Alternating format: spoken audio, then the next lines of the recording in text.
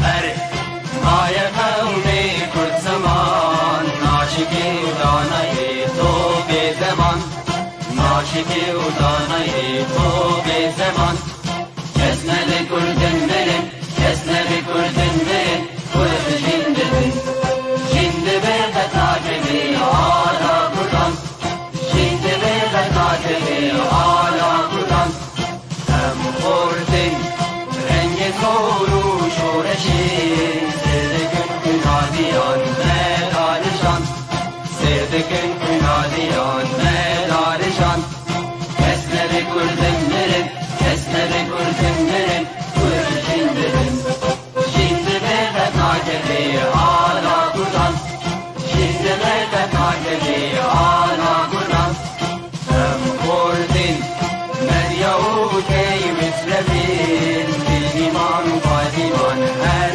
اجتماع دیمان و پادیمان کرد و کردستان کسنه بکردن مرن کسنه بکردن مرن کرد جندبن جندبه بتاجبی آلا قرآن جندبه بتاجبی آلا قرآن راوی کرد را بوی سرفی و شیران بابقی نشیدکن تاجی جیهان بابقی نشیدکن تاجی جیهان کسنه بکردن مرن کسنه بکردن مرن کرد جندبن جندبه بتاجبی آلا قرآن جندبه بتاجبی آلا قرآن کردنون هر حاضر و آمادنه جان فدانه جان فدا هر جان فدا جان فدانه جان فدا هر جان فدا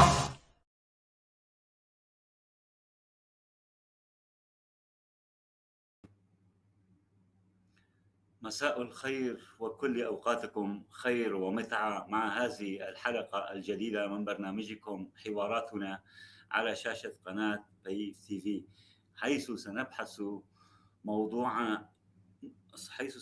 موضوعا شغلكم مشاهدينا الأعزاء ومعظم أبناء شعبنا السوري والمنطقة عامة، ألا وهو الانسحاب أو بالأصح تسليم الإدارة الأمريكية حكم أفغانستان لحركة طالبان التي كانت تعتبرها تكفيرية إرهابية، وغالبية قادتها كانوا معتقلين لديهم في سجن غوانتانامو، والذي ولد الكثير من إشارات الاستفهام والأسئلة السياسية المحيرة حول مدى مصداقية وتعاون واشنطن مع أصدقائها وحلفائها بالعالم، وهل هي حقا وصلت لحالة الرأسمالية المتوحشة التي لا تفرق بين أعدائها وأبنائها وحلفائها بالنهب والدمار والقتل، كما يحلل ذلك بعض ساسة الشرق الأوسط عبر تخوفهم من حالة أفغانة بلدانهم ومنها سوريا التي يتساءل شعبها بأنها هل ستكون أفغانستان أخرى بالمنطقة،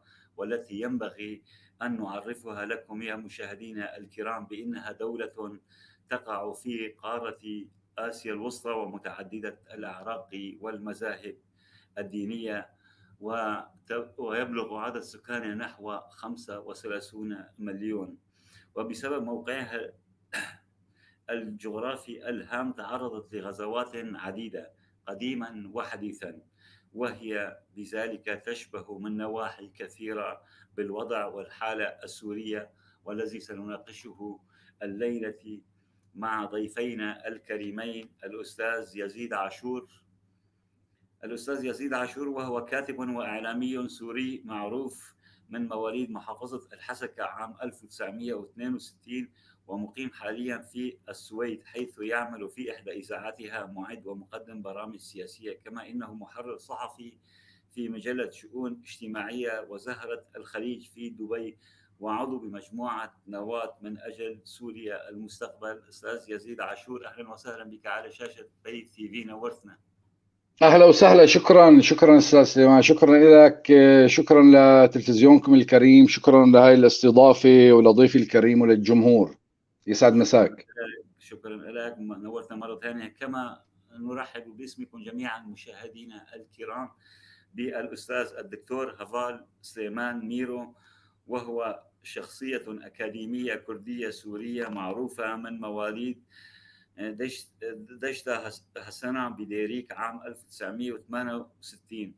هاجر إلى ألمانيا عام 91 حاصل على دكتوراه في علم اللغات إنجليزي جرمانيستيك من جامعة مولدو الحكومية عام 1998، ودكتوراه بالعلوم السياسية من جامعة أكاديمية العلوم عام 2019، ويعمل الآن بمشروع البروفيسورات في جامعة فيليب بماربورغ الألمانية من عام 2006، وله نحو 30 كتابا ما بين مطبوع وقيد الطبع. دكتور هافارد سليمان ميرو، أهلا وسهلا بك ضيفا عزيزا على برنامج حواراتنا في قناة طيف تي في. نورتنا. أرحب بكم وبالأخ الأستاذ عاشور وبالأخوة المشاهدين، أهلا وسهلا.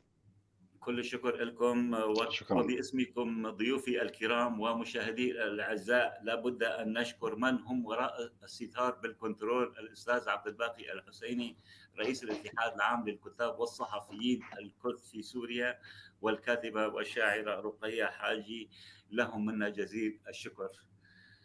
أستاذ يزيد، سنبدأ معك بداية. تفضل. حبذا لو نعرف لماذا الاهتمام الدولي الكبير بأفغانستان والصراع العالمي عليها قديما وحديثا، وبكل مرة تهزم الدول الغازية، سابقا الاتحاد السوفيتي واليوم أمريكا. لماذا؟ أفغانستان بحكم موقعها الجغرافي بشرق آسيا منطقة مهمة، وكانت يعني كانت محط اهتمام روسي، وطبعا الكل يعرف انه يعني فشلت، انهزمت هزيمة نكراء يعني بروسيا، ولهذا السبب امريكا آثرت انه تحط ايدها على هاي المنطقة بحكم موقعها الجغرافي. طبعا هي منطقة صلة وصل بين كل شرق آسيا تقريبا. متوقع يعني انه يكون في مصالح لهاي الدول في افغانستان. الحقيقة انا يعني حابب بس اقرب على العنوان شوي اذا سمحت لي، لانه الاهتمام بافغانستان معروف انه هل في قلق من انه تتحول بلادنا الى افغانستان ثاني، اللي هذا هو عنوان الندوة على تماما. وكان لابد ان نعرف من هي افغانستان، شو هي الدولة، هل هي نعم تتشابه نعم نعم نعم متنوعا اجتماعيا سكانيا مع سوريا؟ نعم شكرا لك. الحقيقة أنا يعني ما عندي هاي المخاوف الكبيرة بأنه ممكن سوريا تتحول إلى أفغانستان رغم حجم الخراب الكبير اللي موجود في سوريا، لأنه السيناريو مختلف تماما. بمعنى أنه بأفغانستان كان في يد واحدة طولة مبسوطة، وهي اليد الأمريكية، مع غض نظر وترقب، خلينا نسميه بين قوسين الترقب، من روسيا، لأنه نعرف مصالحها من إيران وتركيا أيضا، وحتى من باكستان بالمناسبة، والصين. لكن اليد الطولة كانت لأمريكا. الوضع بسوريا مختلف تماما أنا بتقديري. يعني أمريكا موجودة، عندها يد نافذة في المنطقة، أنا أقصد في منطقة الشمال الشرقي، ربما في ريف دمشق، في بعض المناطق الأخرى. الوجود ذو الأثر القوي والواضح هو في الشمال الشرقي. دمشق أستاذ يزيد، في إلون يد في ريف دمشق غير واضحة المعالم حسب معلوماتي أنا. لكن الوجود الحقيقي الأمريكي هو في الشمال الشرقي. لهذا السبب يعني خليني أقول أنه أمريكا ليست الوحيدة اللي موجودة في المنطقة. يعني في أكثر من قوى متنافسة بالمنطقة، وبالتالي حتى لو انسحبت أمريكا قد تحدث فوضى ممكن نناقشها بسياق الحلقة، ولكن لن يحدث ما حدث في أفغانستان. في أفغانستان يعني هي القوى الوحيدة المسيطرة، لما انسحبت صار في فوضى، وبالتالي أربكت أربكة كل دول يعني قوات فرنسية، بريطانية، أمريكية، عفوا السيطرة الحقيقية هي للأمريكيين يا صديقي. يعني هلا هي حتى الوجود الأمريكي بمنطقتنا اسمه التحالف. يعني نحن ما بنسميه القوات الأمريكية، نسميها قوى التحالف. لكن الحقيقة نحن نعرف تماما أنه صاحبة القرار بأي تحرك لقوات التحالف هي القوات الأمريكية. فلهذا السبب الارباك اللي حدث في افغانستان في حال حدث في الشمال الشرقي، خلينا نقول، لن يكون له نفس المردود، نفس ردة الفعل التي حدثت في افغانستان، رغم شكوكي بانه امريكا ممكن تنسحب من منطقة الشمال الشرقي، على الاقل في المنظور القريب والمتوسط، لأنه مصالحها في الشمال الشرقي تختلف تماما عن مصالحها في أفغانستان. تفضل أستاذ. سننتقل إلى الدكتور هافال. دكتور هافال، أهلا وسهلا بك مرة ثانية. أهلا وسهلا أستاذ سليمان. دكتور، فضل. أفغانستان بلد متعدد الأعراق والمذاهب الدينية، وحتى هناك نحو 30 إلى 50 ألف مسيحي كمان طبعا، وكنيسة واحدة موجودة، ولكن يعني حالها تشبه لحد كبير حال سوريا، سواء جغرافيا أو تنوعيا، يعني التنوع السكاني، تعدد الأعراق، المذاهب الدينية. هل ذلك سبب لا استقرارها أم لعدم وجود الحكم الرشيد كما في أفغانستان وفي سوريا؟ يعني سبب اللا استقرار والأزمات. نعم، حقيقة سؤال يطرح نفسه. يعني هل يمكن أن نقارن وضع سوريا مع وضع أفغانستان أو مع كردستان مثلا؟ سؤالك مع كردستان سنأتي فيما لاحقا. مع سوريا، نعم. أعتقد أن وضع سوريا أستاذ سليمان يختلف عن وضع أفغانستان لعدة أسباب. لأنه الشعب السوري شعب متمدن ومتفتح ومتنوع الثقافات والأعراق، وثقافة التطرف الديني والعرقي حقيقة صناعة خارجية، وتم تصدير وفرض هذه الثقافة الغريبة في سوريا من خلال تدخلات الدول الخارجية والإقليمية التي قضت بدورها على المعارضة الحقيقية، ونجحت في إبعاد معظم الوطنيين الشرفاء بل المناضلين الحقيقيين، فخلقت معارضة تابعة لها، وجمعت آلاف الإرهابيين من حركة طالبان والقاعدة وأخواتها في أفغانستان وشمال أفريقيا وصومال وفي أوراسيا وفي منطقة الشرق الأوسط في سوريا والعراق. وجمعت هؤلاء طبعا بعد تدريبهم وتسليحهم تم إرسالهم إلى سوريا، وشكلوا دولة الخلافة التي انهارت على يد البيشمركة والوحدات الكردية في آذار 2019. ومع ذلك أستاذ سليمان، هناك حسب المعلومات الدقيقة هناك أكثر من 130 ألف مقاتل إرهابي بمنطقة إدلب، و90% منهم من الأجانب. وفي حال تمكنت قوات التحالف من طردهم سترجع أو ستعيد سوريا وشعوبها المسالمة رويدا عافيتها وحريتها وحياتها الطبيعية. فتشجع بكل تأكيد. دكتور اسمح لي، نعم. يعني أنت حكيت عن اختلاف الوضع خاصة الثقافي ما بين سوريا والأفغان، ولكن ما نشهده المعارضات كلها إما مرتزقة لتركيا أو نعم. لإيران، أو يعني الشخصيات، إن كان هناك شخصيات وطنية حقيقية ضائعة لا مكان لا حول لها ولا قوة، يعني فيعني نعم. الوضع تقريبا متشابه جدا جدا. يعني صادق. كمان في أيام الاتحاد السوفيتي كان في أصحاب شهادات عليا في دكاترة يعني أفغانيين. لا يغريك المظهر الخارجي، يعني قد يكون هناك لباس الفلكلوري كذا بس، ولكن في قامات ثقافية عالية بأفغانستان أيضا. نعم، مع الأسف تم إبعاد المناضلين الحقيقيين حتى في أفغانستان. نفس الشيء في سوريا حدثت، يعني نفس الأمر في سوريا أخي الأستاذ. إذن الوضع كما قلت كما قلت الوضع في أفغانستان يختلف عن وضع سوريا، لأنه لأمريكا والغرب قوات محلية ومتدربة وعقائدية التي تعرف بالقسد، والتي تشكل الوحدات الكردية نواتها الأساسية. أما في العراق فلديهم قوات البيشمركة التي تقاتل بعقيدة وطنية وبشجاعة بطولية. فلذلك لا يمكن أن تتحول سوريا إلى أفغانستان بسبب موقعها السياسي المتآخم لحدود إسرائيل، وهذه قضية جدا مهمة.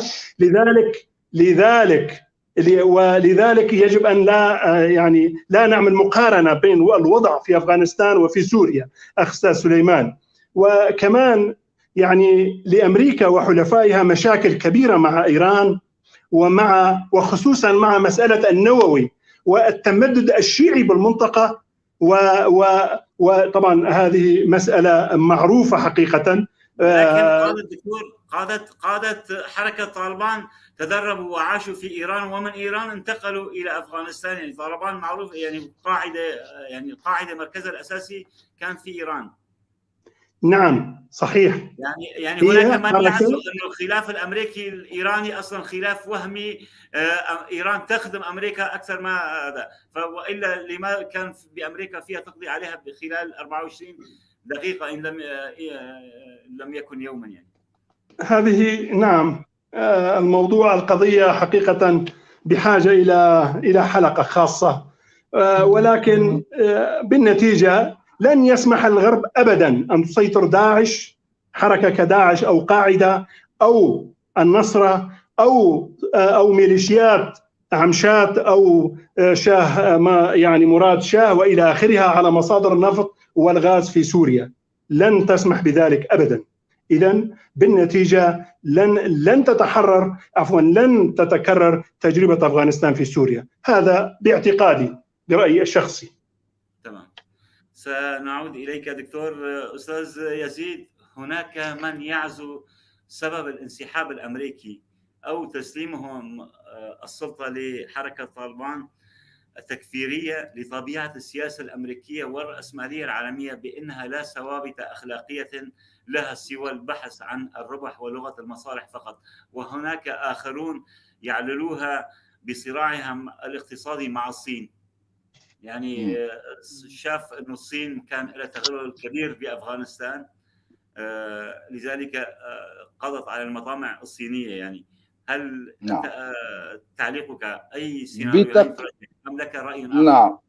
نعم. بتقديري ابتداء هي كانت في مواجهة روسيا وليس الصين. الصين كان يعني في بدايتها، يعني لما بدأ الاهتمام الأمريكي بأفغانستان كان بسبب النفوذ الروسي في ذلك الوقت. فيما بعد يعني أصبح وجودها لدام 20 سنة وكلف ما يقارب $1 مليار يمكن، في أرقام خيالية تقال بهذا الشأن، تدريب 300,000 واحد من نصاب الجيش الأفغاني إلى آخره. يعني كانت في محاولة لتحجيم النفوذ الإيراني والضغط على الصين أيضا. هذا الكلام صحيح. في مسألة مهمة بالنسبة للسياسة الحقيقة ذكرتني فيها بالنسبة للسياسة الأمريكية. الواشنطن بوست طلعت تقرير اسمه أوراق أفغانستان. أوراق مهمة الحقيقة، أنا ما قريتها كلها، اطلعت على البعض منها، فيها يعني معلومات مهمة. من ضمنها في تصريح لدونالد رامسفيلد وزير الدفاع السابق، اختصر بتقديري بجملة واحدة، اختصر السياسة الأمريكية بالكامل. اللي قاله رامسفيلد حرفيا: أمريكا لا تعرف من هم الأخيار ولا من هم الأشرار، وبالتالي أمريكا تفتقد إلى الذكاء بهذا المعنى. في مسألة مهمة بالسياسة الأمريكية صارت معروفة، وهي قلب الورقة أو قلب الطاولة. يعني تيجي تحسبها الحكومة الأمريكية، تحسب الربح والخسارة. لما تشوف الأمر غير مجدي تنهي موقفها بشكل حاسم وسريع وما بيهمها وليكن وراها الخراب، يعني هذا آخر همها. هذا بالنسبة للتواجد، سبب التواجد. اسمح لي هنا أستاذ عاشور، يعني كما يقول اليساريون أو الماركسيون أنه وصلت الإمبريالية أو الرأسمالية إلى حالتها المتوحشة حتى بدأت تأكل بأولادها، يعني توحي بأولادها. نعم، هذا صحيح، قد تصل، لسه أمريكا ما وصلت، لكن قد تصل إلى هذه المرحلة الحقيقة. بس أنا إذا سمحت لي، يعني مع احترامي الشديد لحماسة زميلي ضيفك الكريم الدكتور فرهاد، هو وصف قوات قسد بأنه هي القوة الأمريكية اللي موجودة بالمنطقة في سياق مقارنته ما بين الوضع السوري والوضع وضع الوجود السوري الأمريكي في سوريا والوجود الأمريكي في أفغانستان. أنا بتقديري قسد ليست قوة أمريكية على الإطلاق. أنا أفترض أن قوات سوريا الديمقراطية هي قوة، عفوا حليفة، تقدر تقاطعني، تفضل. العفو. لا بس تمام، كمل الفكرة وبعدين نعطي تعليق للدكتور. ايه لا، عادي يقدر يقاطعني باي وقت، ما في اي مشكل، يعني ما عندي مشكل. انت استخدمت تعبير انه عندك قوة مثل قوات قسد. يعني انا بتقديري قوات سوريا الديمقراطية انا افترض فيها ان تكون قوات سورية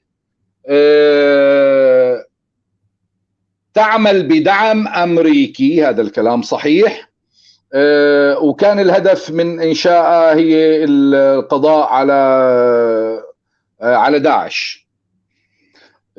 لهذا السبب يعني في قضايا المفروض هيك نكون شوي حذرين بالتعامل معها. لو تكرمت دكتور فرهاد، يعني كمان أنت ذكرت أنه في 130,000 أعتقد ذكرت الرقم إرهابي موجودين في إدلب. هلا في قوة في يعني مسلحين تابعين لتركيا، ونحن نعرف ممارسات المعارضة كثير من ما يسمى على قوى المعارضة في إدلب. أستاذ يزيد، جبهة النصرة لحالها يعني في إدلب. نعم، هذا كلام صحيح. يعني في كثير من جبهة النصرة وغير جبهة النصرة، كل هاي الفصائل الإسلامية اللي تعمل لصالح الأجندة التركية هي مرفوضة، وممكن تماما ما عندي أي تحفظ بأنه أنت تنعتى بإرهابية. لكن بالمقابل ربما في بعض القوى الوطنية الحقيقية اللي موجودة، فقط مشان ما نشمل، يعني عرفت دكتور، هذا اللي حبيت أوصل لك إياه. شكرا لك، تفضل. لا رأيكم أنا نعم، وصل الرسالة حقيقة، ووافقكم الرأي أخي الأستاذ. نعم، شكرا. تفضل، لك تعليق دكتور، إذا كان لك تعليق أولا وبعدين سنسأل. أخي الأستاذ جاوب حقيقة، وأعتقد لا خلفه بالرأي. دكتور شكرا. دكتور، أنت أي سيناريو هي ترجح أنه فعلا أنه لا ثوابت أخلاقية للسياسة الأمريكية والرأسمالية عامة سوى الربح ولغة المصالح، أم يعني انسحابها هو نتيجة الصراع مع الصين، الصراع الاقتصادي؟ هناك من يقول أن الصين فتحت خطوط تجارية عالمية عبر أفغانستان. نعم، حقيقة بكل تأكيد ستتحول طالبان من مشكلة لأمريكا إلى مشكلة مرعبة للصين وروسيا. وأعتقد أمريكا انسحبت من أفغانستان لتترك الساحة لروسيا وللصين، وبالتالي نحن كنا لتضرب الصين وروسيا يعني. نعم،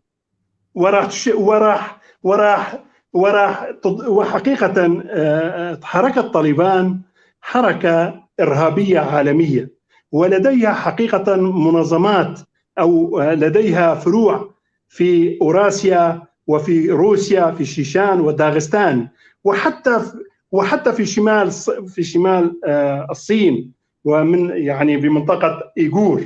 فلذلك أعتقد في الأشهر القادمة راح نشهد أحداث كثيرة، وحقيقة راح تتحول إلى كابوس. حركة طالبان راح تتحول إلى كابوس كبير، أو يعني لروسيا وللصين. بإمكان طالبان أو حركة طالبان، نحن نتذكر عندما حارب حركة طالبان الاتحاد السوفيتي وكان حقيقة كانت حركة طالبان عامل مهم من انهيار الاتحاد السوفيتي.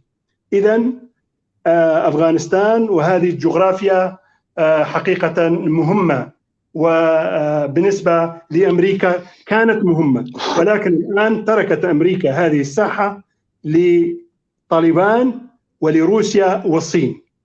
فأعتقد راح تتحول مثل ما قلت المشكلة لأمريكا إلى كابوس إلى روسيا، لروسيا والصين. نعم تمام.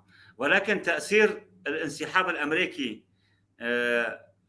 ما فقدت مصداقية من مصداقية أمريكا عامة في المنطقة، في العالم وتحديدا عندنا في المنطقة. نعم أوافقكم الرأي.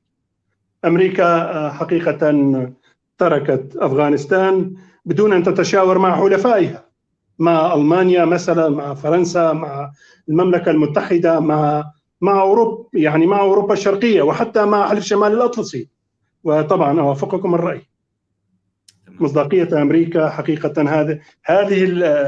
هذا الانسحاب أثرت على سمعة أمريكا وهيبة الولايات المتحدة الأمريكية.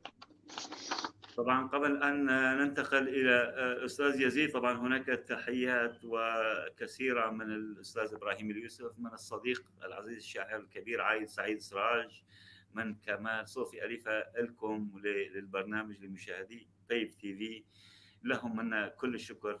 في أحدهم الأستاذ كادار خليل طرح أنه هل ممكن نطرح سؤال عن الوضع السوري خارج عنوان الحلقة؟ أكيد لا، يعني نحن موضوعنا حول الوضع، تشابه الوضع مع الأفغاني والسوري فقط. أستاذ يزيد، يعني تأثير الوضع الأفغاني على منطقتنا بشكل عام، خاصة بعد الانسحاب اللي شكل على منطقتنا وتحديدا بسوريا، شو ترى تأثير؟ يعني ما أعتقد بعيد. ما أعتقد يا صديقي في له تأثير مباشر. ممكن في سيناريوهات تقول انه هذا التأثير قد يتمثل في رفع معنويات القوى الأصولية الإسلامية، بانه طالما نجحوا في أفغانستان الآن، فممكن يعني يعاد إحياء نشاطهم من جديد. وبتقديري يعني هذا احتمال ضعيف جدا. ما انا مثل ما حكيت لك صديقي بالبدايه، شاهدنا في ادلب عم توزع الحلويات، مناطق في عفرين، العمشات والحمزات، هذول كلهم كانوا هن منتصرين، وزعوا حلويات يعني. نعم مثل ما حزب الله وزع حلويات بالزمانات لما قتل السوريين. يعني هذا عمل اجرامي وعمل قبيح وعمل مدان، وبالطبع ما في حدا ممكن يوقف معه، ما في عاقل ممكن يوقف معه، وما في واحد يحب سوريا ممكن يوقف مع هذا الامر. على اي حال، تركيا وقطر حلفاء حركة طالبان، وهم نعم ذات نفوذ كبير في سوريا يعني. نعم هذا صحيح. تركيا تحتل مباشرة يعني 3 مدن رئيسية كبرى، وأيضا محافظة إدلب تقريبا بكاملها يعني. هذا الكلام صحيح. في لتركيا مصالح، وهي من يعني تقوى ورقتها لما طالبان فعلا تدخل. إيران أيضا إذا قدرت أنه تستثمر هذا الدخول بحجة تهديد مصالحها، أيضا ممكن أيضا تقوى شوكة إيران إلى آخره. حتى الروس أيضا ممكن يستغلوا هاي المسألة. ولكن الوضع في سوريا مختلف صديقي. بالمناسبة أنا شخصيا أعتقد أنه حاليا تفضل. اعتذر وقع شو اسمه الجهاز. تفضل. شخصيا انا اعتقد انه الوجود الو تفضل سامعينك يلا. نعم لانه الصورة ما عاد تبينت عندي. على اي حال انا الصورة مو مبينة عندي يا صديقي. كمان تعملها دائرية مثل الاول يعني. هلا تفضل. تدوير للشاشة، تعمل تدوير للشاشة. أستاذ يزيد راح لريثما يعود. دكتور هفال، نفس السؤال. الانسحاب الأمريكي ولد تخوفا كبيرا لدى الكرد عامة وتحديدا في إقليم كردستان سوريا. شو سبب ذلك؟ نعم، حقيقة أخ سليمان، لا يمكن أن نقارن وضع كردستان سوريا مع وضع أفغانستان. أنا كتبت بعجالة حقيقة مقارنة متواضعة أريد أقراها لو يعني. بس ثواني شكل تخوفا كبيرا لدى الكرد عامة في لدى كرد إيران، لدى كرد جنوب كردستان. نعم. بجنوب كردستان، ولكن يعني في كردستان سوريا شكل تخوفا كبيرا. نعم، أعتقد أخ سليمان سؤال جدا مهم، حقيقة جدا مهم.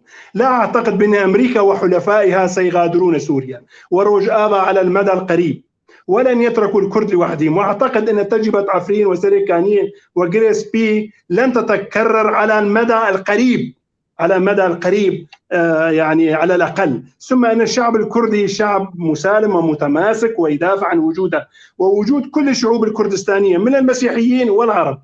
كما الكرد يعني كما يؤمن الكرد بالقيم الأوروبية وبالديمقراطية وحقوق الإنسان والمرأة، وتعتبر منطقة روجافا من أغلى المناطق في سوريا، حيث يشكل 70% من الناتج الوطني، فهي منطقة زراعية خصبة وغنية بالنفط والغاز. ثم أن موقعها الجيوسياسي مهم للاستراتيجية الغربية والأمريكية، ولا سيما لأمريكا وحلفائها مشاكل كبيرة كما ذكرنا، يعني مع إيران وحلفائها وروسيا، حتى مع روسيا بالمنطقة. ولكن على الكرد أخ سليمان أن يوحدوا صفوفهم ويتفقوا على استراتيجية واضحة ويقرروا مصيرهم بنفسهم، لأن القانون الدولي والشرعية الدولية تسمح للشعب الكردي في كل جزء من كردستان أن يحل قضيته بنفسه في إطار وحدة البلاد. أي أن مشكلة كرد سوريا تحل بدمشق، ومشكلة كرد العراق تحل ببغداد،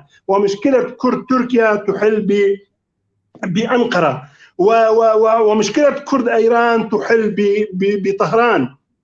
إذن وبموجب القانون الدولي يجب على كل جزء من كردستان أن يقرر مصيره بنفسه، والنضال في إطار الشرعية الدولية والقانون الدولي. ولعلينا أن نتعامل مع الواقع والشرعية الدولية ونضع العاطفة القومية جانبا في قضية تقرير المصير. إذن نعم، الأمة الكردية جزء لا يتجزأ من الناحية الروحية والثقافية والاجتماعية، ولكن يجب أن لا نخلط بين الواقع والعاطفة القومية. فكردستان مجزئة إلى 4 أجزاء مقسمة بين سوريا وتركيا وإيران والعراق، ولهذه الدول حدودها الدولية، وهذه الدول أعضاء بالأمم المتحدة، ويعتبر كل جزء من كردستان منطقة تابعة لهذه الدول، ويعتبرونها من مواطني تلك الدول. ولكن أخ سليمان، قضية مهمة. العالم، ولكن دول العالم والقانون الدولي ليست ضد الاستقلال الذاتي الكردي، يعني الاستقلال الفيدرالي أو الكونفدرالي على سبيل المثال. وحقيقة في هذه الدول، بل هم أي المجتمع الدولي ليسوا ضد الاستقلال الكردي، بل هم ضد قيام الدولة الكردية. نعم، بس أخلص الفكرة يعني لو سمحت أستاذ سليمان. كما يتوجب على الكرد انتهاج سياسة وأفكار وطنية وديمقراطية بحيث تكون مقبولة من المجتمع الدولي وتتماشى مع السياسة العالمية، لئلا يصبحوا ضحية السياسات الخاطئة، ولئلا تذهب دماء شباب الكرد وشبابهم هدرا لأجل أفكار وسياسات لا تخدم إلا أعداء الكرد. نعم. دكتور هبال، لولا هناك تخوف لما أرسل برسالة خاصة الأخ الرئيس مسعود برزاني رسالة اطمئنان للشعب الكردي. طبعا هو ذكر ليس ندد باعتماد الكرد إن صح التعبير على أمريكا، وإنما راهن على إرادة ونضال الشعب الكردي. رسالة الرئيس مسعود برزاني واضحة يعني. نعم، واضحة وشاملة وكافية ووافية. نعم، أوافقكم الرئيس. أنا عندي تعليق كمان على زميلي الدكتور فرهاد لو تكرمت. هبال، تفضل أستاذ يزيد. هبال، آسف، أعتذر دكتور هبال. نعم. هلا انا للمره الثانيه انا معجب بحماسك دكتور هافال، بس الحقيقه ما بعرف انت منين جبت هاي المعلومه بانه كل دول العالم ليست ضد الاستقلال الكردي. انا هاي المعلومه ما موجوده يعني. الذاتي، الاستقلال الذاتي في اطار سوريا الموحده مثلا، حكم نعم الذاتي. نعم. انا سمعت كلمه الاستقلال، هلا تذكرت الحركه اللي قام فيها قاضي محمد باعلان مهابات بعد الحرب العالميه الثانيه، وتم تصنيفها دوليا وقتها على اساس انه هاي دوله الديناكتو اسمها، اي الدوله غير القائمه، غير مكتمله النصاب خلينا نسميها. مع الاسف طبعا الاستفتاء اللي تم بكردستان العراق ايضا تم محاربته وتم اسقاطه بقضيه الاستقلال.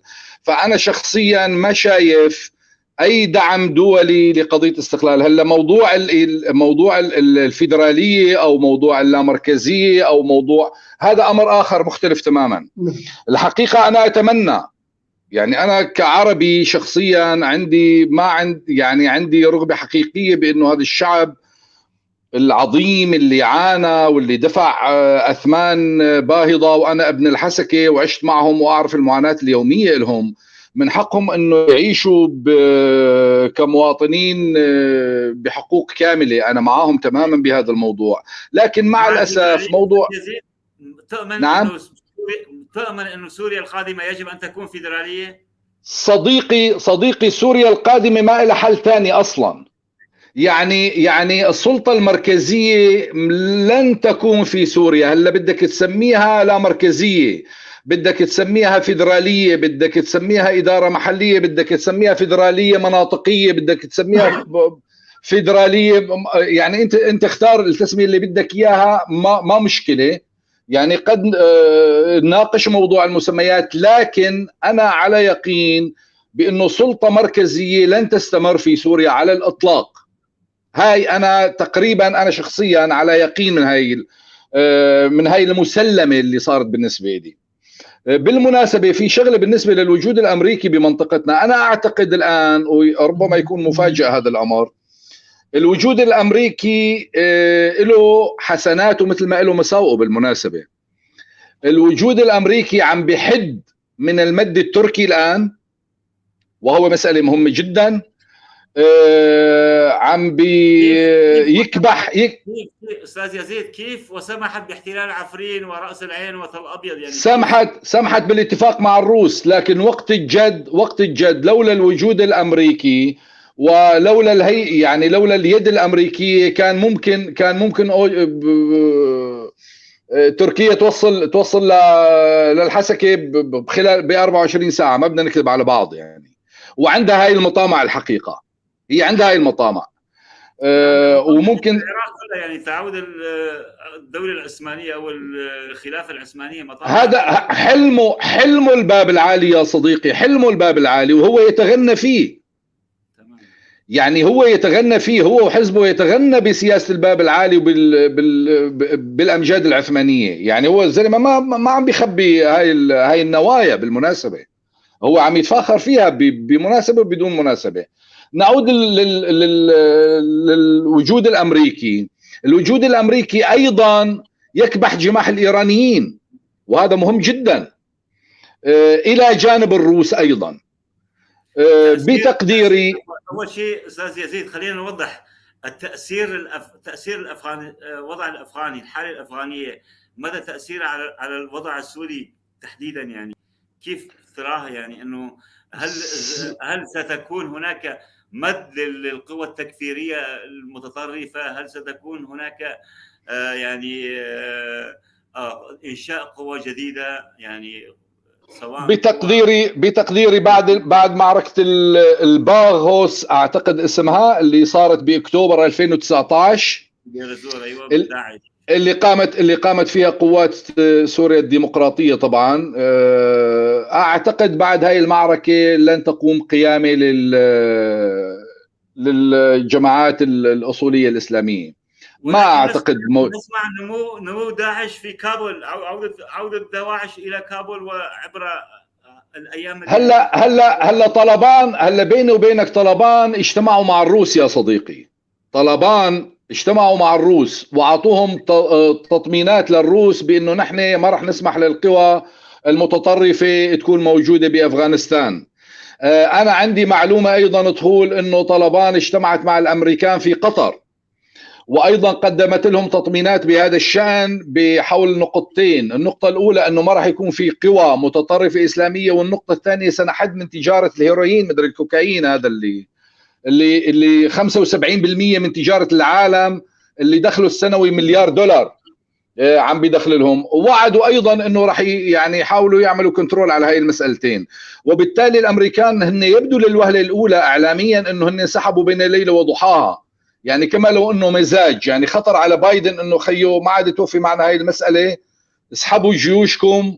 وهذا المنظر الدرامي المرعب اللي طلع بالمطار، الناس لما تتعلق بالدواليب، يعني هذا المشهد الهوليودي خلينا نسميه. حاجه عكست وجه او كشر او ازالت قناع الكامل عن وجه السياسه الامريكيه يعني. نعم السياسه الامريكيه ما هي خجلانه ولا هي سائله يا صديقي، ما هي سائله. يعني ان اذا فلان انتقدها او فلان انتقدها، لانه هي اصلا يعني ما كثير مكترثه بهذا الموضوع. هاي المساله الاولى. المساله الثانيه، صار في اتفاقات قبل هذا الانسحاب، وصار في تطمينات قبل هذا الانسحاب. وامريكا لما اخذت هاي الخطوه، صح استاذ يزيد، اسف بس بدي احط البطاريه. عمليه استلام وتسليم ما بين يعني نعم الحكم. نعم طبعا يعني امريكا اجتمعت مع طالبان، والروس اجتمعوا مع طالبان، واصلا لانه ما في مصلحه لروسيا بانه يكون في قواعد امريكيه. روسيا تبرعت بقاعدتين تستخدمها بقرغيزيا اعتقد، وبمكان اخر نسيته، سمحت للامريكان انه تستخدمها. وبالتالي كان في تنسيق، كان في تنسيق روسي امريكي، وكان في ايضا تنسيق امريكي بين امريكا وبين طلبان حدث في قطر مثل ما قلت لك. وبالتالي هاي الخطوه لم تكن هيك، يعني انه خطر على باله انه اتصل فيهم يا شباب يلا انسحبوا يلا انسحبنا. العمليه مو بهذا الشكل، يعني كان في تحضير لها على اي حال. هلا انا اللي بيهمني موضوع اخر مختلف تماما يا صديقي. مبرمج يعني. نعم لا يمكن، لا يعني معلش. هلا امريكا تتصرف بعنجهيه وتتصرف بغرور، بس في بعض القضايا الهامه لا يمكن انه تاخذ قرار هيك بين ليله وضحاها انه بدنا ننسحب. هذا تم دراسته وتم مناقشته في كثير من القضايا، تم التحضير لها، وفيما بعد يعني جرت عمليه الانسحاب. على اي حال، هلا بالنسبه لي يعني الحقيقه انا يهمني موضوع تم مناقشته مؤخرا كثيرا في الاوساط، خلينا نسميها الكرديه معلش، وهي المخاوف اللي موجوده عندهم، وخاصه في مناطق الاداره الذاتيه. انا هذا اللي يهمني انه احكي فيها هلا حاليا الحقيقه. تفضل. شكرا صديقي.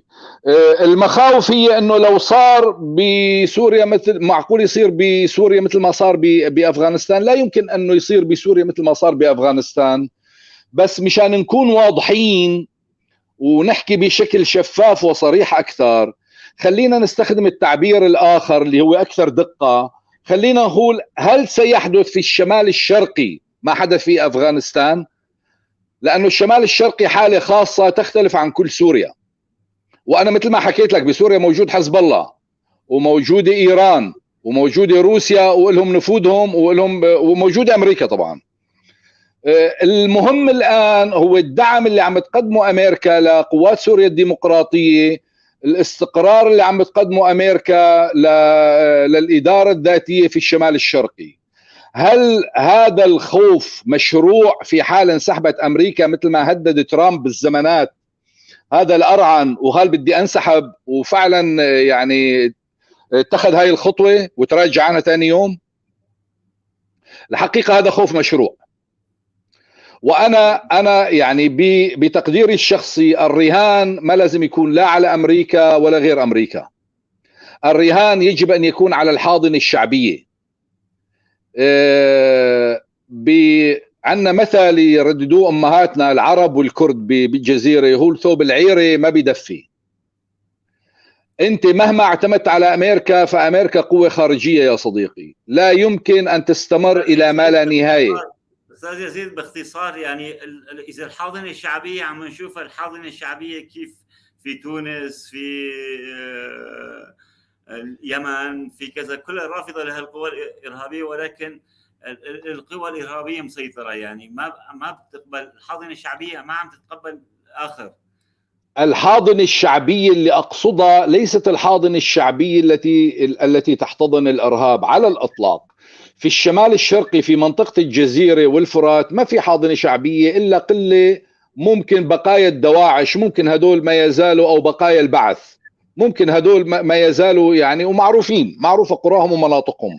لكن بشكل عام أنا أقصد الإدارة الذاتية عليها أن تتجه إلى الحاضنة الشعبية. الحاضنة الشعبية من سريان وعرب وكرد، حتى الكرد مو كلياتهم رضيانين عن الإدارة بالمنهج. أكثر من هيك 75% من قواتها من إدارة ذاتية، كلها من ما مهم هذا الكلام صديقي، هذا الكلام ما مهم. يعني انت حط 90% من قوات سوريا الديمقراطية عربية، وحط 10% أصحاب قرار هن من الكرد. هدول مجرد جنود عم ياخذوا رواتبهم وعم بيقاتلوا. معلش خليني استخدم، خلي الدكتور هافال بيرد عليك بس، ولكن الإدارة الذاتية تقول عن نفسها أنها ليست إدارة كردية، وتحارب، يعني حاربت الاستفتاء الإدارة الذاتية، حزب البي واي دي، يعني خليها تكسب الناس يا صديقي. ايه تفضل خلي الدكتور يعلق. تفضل. تعليق يعني كنا بمحور، سننتقل باختصار حول الموضوع هذا، وبعدين لنا سؤال آخر. هل فعلا إدارة ذاتية إدارة كردية برأيك، أم يعني أو نتهم أو ينظر إليها بأنها كردية، ولكن هي عمليا تحارب الفكر القومي الكردي؟ يعني تفضل. حقيقة الإدارة الذاتية هي إدارة لنقول إدارة أممية، بمعنى تضم كل الشعوب حسب النظرية والسياسة. نحن يعني حتى الحزب اسمه وطني، ما في شيء كردي، يعني كل مؤسسات ما في شيء.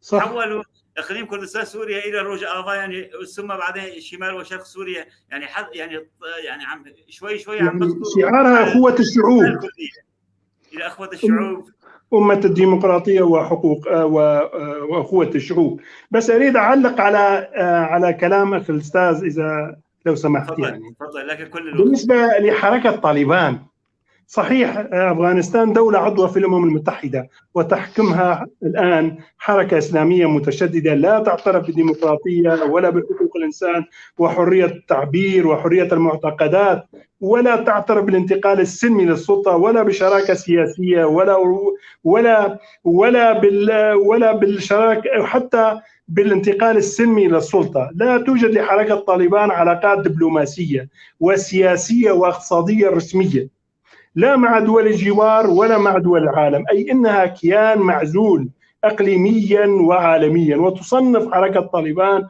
بحركة إرهابية في أمريكا وأوروبا وبكل العالم.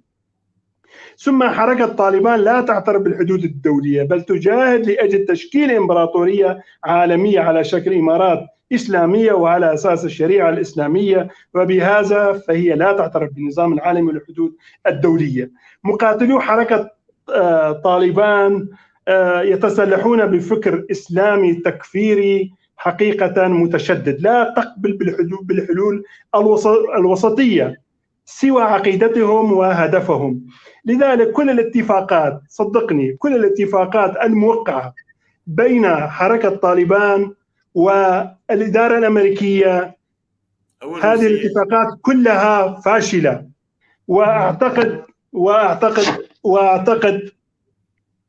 وأعتقد لن يكتب لها النجاح. هي اتفاقات آنية لأنه هذه الحركة أساسا لا تؤمن بالصداقات، لا بالصداقة، لا تحترم النظام العالمي، لأنه هدف هذه الحركة هي بناء إمبراطورية إسلامية. يعني أعتقد الرسالة واضحة. فحركة طالبان تعمل على تدمير النظام العالمي ومصالح الدول الكبرى بالمنطقة. وللتأكيد على هذه الحقيقة ما زلنا نتذكر الهجمات الفظيعة التي نفذها إرهابيو القاعدة وبالتنسيق مع حركة طالبان، والتي أودت بحياة الآلاف من الأمريكيين الأبرياء. وبهذا يمكننا تصنيف حركة طالبان بحركة إرهابية عالمية.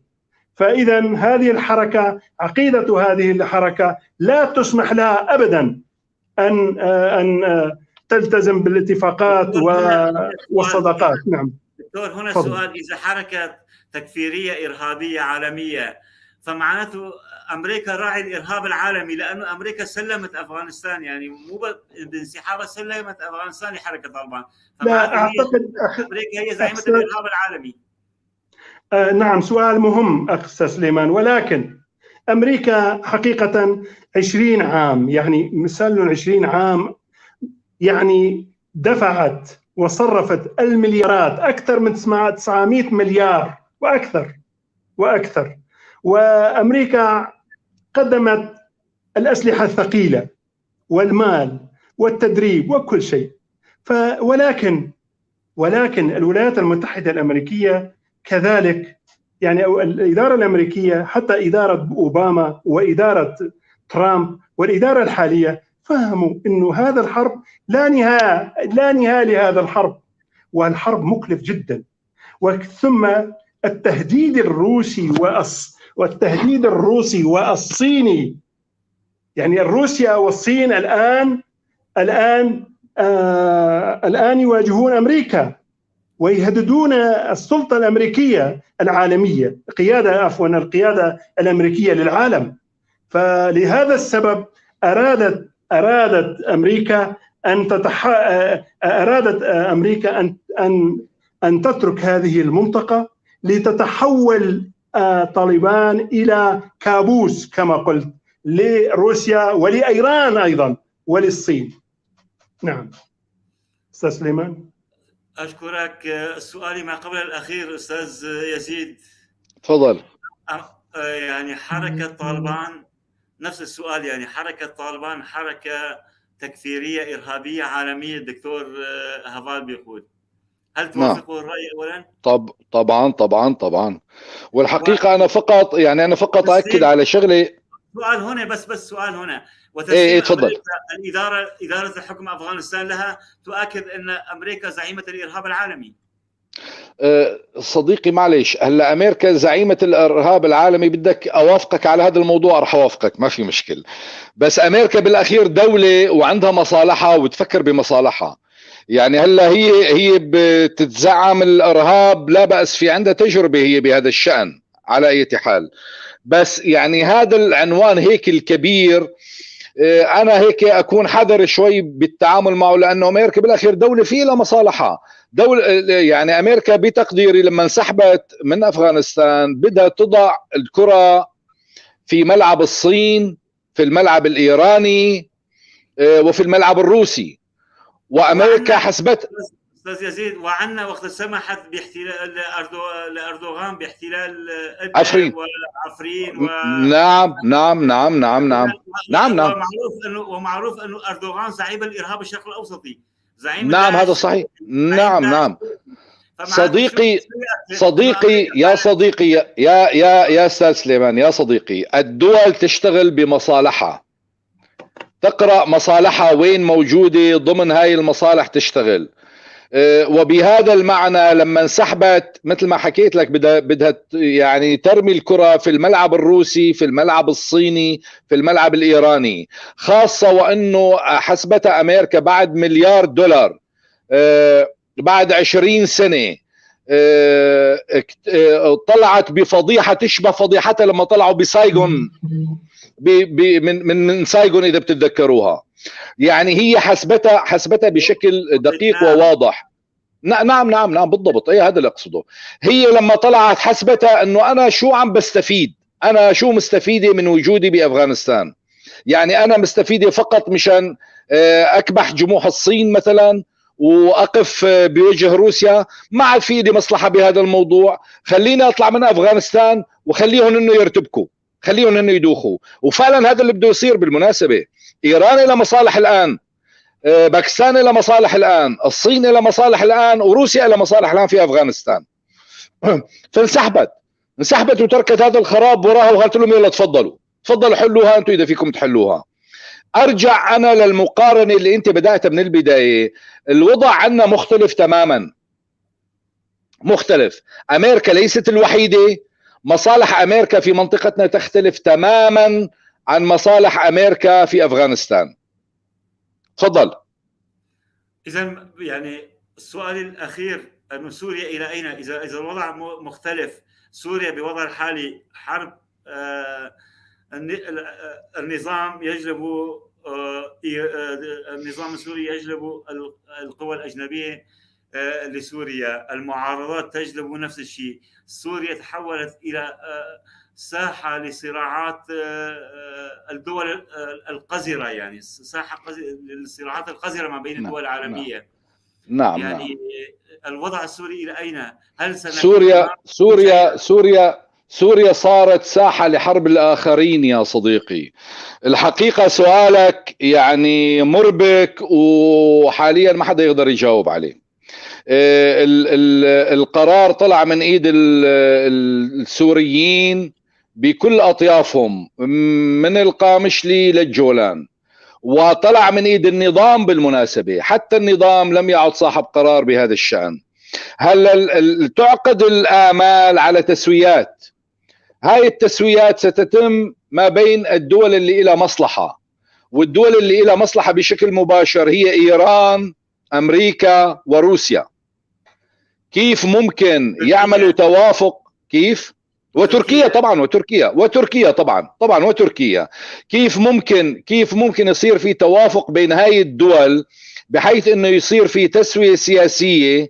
هاي التسوية السياسية تأخذ بعين الاعتبار الإنجاز اللي تم، الإنجاز اللي موجود في الشمال الشرقي، ولأنه كل هاي الدول تعرف تماما أنه بعد هذا الجهد وبعد هاي المرحلة اللي قاموا فيها الكرد بالشمال الشرقي ما راح يتنازلوا نهائيا.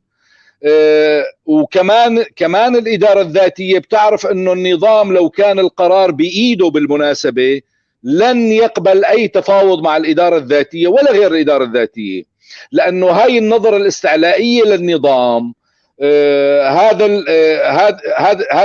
هاي العنجهية ما راح تسمح له للنظام أنه ممكن يعمل حوار مع أي طرف سوري كان، لأنه هو معتبر أنه السوريين كلياتهم دهماء، عربهم وكردهم وكلهم رعايا له، وكلياتهم شغلتهم أنه بس يصفقوا له ويوافقوا على قراراته. ولهذا السبب من حسن حظنا أنه القرار ليس بيد النظام. هلا نحن على أمل أنه يصير في تسوية. هاي التسوية ممكن تعمل توليفة سياسية لإدارة البلد لمرحلة انتقالية، على أمل. ولكن سوريا إلى أين؟ أنا والله ماني قادر أجاوبك هلا يا صديقي، لأنه الوضع كارثي ونظرتي سوداوية. شكرا لك دكتور هبال. أستاذ يزيد غير قادر يحدد سوريا إلى أين، سوريا بعامة إلى أين، والوضع الكردي، الحقوق الكرد في سوريا قادمة كيف تراها؟ تفضل. والله سؤال فعلا مهم جدا واستراتيجي وصعب. القرار مثل ما قال أخي الأستاذ بإيد الأمريكيين وحلفائها والروس. علينا أن نوجه هذا السؤال إلى نوجه يعني هذا القرار حقيقة بإيد الأمريكيين والروس وحلفائهم. لماذا نحط يعني السؤال هذا لكم اثنيناتكم ضيوف الكرام، يعني لماذا نضع المسؤولية دائما على الخارج؟ معناته العلة فينا، يعني احيانا لماذا نحن لا نتفق فيما بيننا؟ اطلاقا العلة، لو سمحت لي دكتور، اطلاقا العلة مو فينا يا صديقي اطلاقا. النظام فتح ابواب سوريا على مصراعيها للقوى الخارجية. يعني باع الموانئ وباع الاستثمارات السوريه، وصار في لهم يد وصار في قواعد عسكريه، وبالتالي نحن ما لنا علاقه. نحن شو طالع بايدنا؟ يعني نحن بالوقت اللي حاولنا انه نطلع مشان نغير هذا النظام كمطلب عادل للشعب السوري، شفت النتائج. يعني النظام استخدم الرصاص الحي بقتل الناس. بعد 6 أشهر من ثورة سلمية طلعوا الإسلاميين بأموال خليجية وغير خليجية وأكلوا الجو على حسابهم، وبالتالي اللي يعني صارت الناس تخشى تقول إنه في ثورة سورية. يعني هاي الكلمة صارت شتيمة الآن، صارت سبة هاي الكلمة. وبالتالي نحن السوريين شو طالع بيدنا الآن؟ هل المهم تجربة الشمال الشرقي الحقيقة تجربة يعني يعتد فيها، تجربة جديرة بالاهتمام، جديرة بالاحترام، تحتاج إلى إعادة تقييم، تحتاج إلى شيء اسمه العمل المؤسساتي. هذا اللي تفتقده بتقديري أنا الشخصي، هذا اللي تفتقده حالة الحوكمة خلينا نسميها. يعني المفروض الآن يطلعوا من المزاج الثوري اللي موجودين بالشمال الشرقي بهاي الإدارة ويفكروا بطريقة مؤسساتية. حتى الآن لسه ما تجاوزوا هاي المسألة، وهي في عليها يعني هاي في عليها ضريبة. يعني هاي في إعادة هيكلة للتفكير. الإشكالية الكبرى بحواراتها مع الطرف الكردي الآخر، يعني الحوار الكردي مع المجلس الوطني الكردي. دكتور هفال باختصار شديد، يعني هذه الحوار الكردي السوري الكردي على أساس أنه ينجح، وبعدين يعقبه حوار عربي كردي، وبعدين حوار كل المكونات السورية حول تحديد شكل الدولة القادمة. كلها هذه الأعمال هل تبخرت كلها برأيك؟ وأنت دكتور بالعلوم، دكتور أنا